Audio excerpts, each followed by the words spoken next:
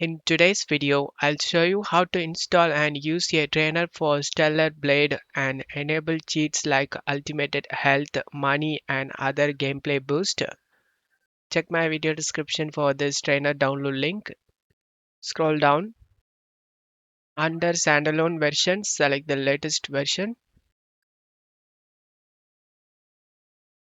Once download done, select the folder icon. Double click on the exe and select yes option. Minimize this and launch the game. Once you are in game, press Alt tab and open the trainer. And now turn on the cheats you like to use.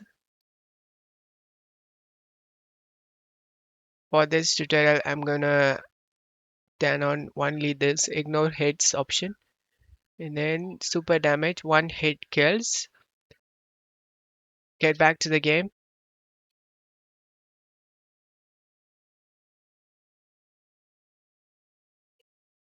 The god mode cheat is working fine as you can see.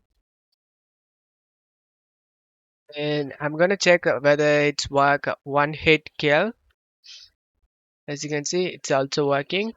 I hope this video helped you. If the video helped you, don't forget to leave a like and subscribe. Thank you.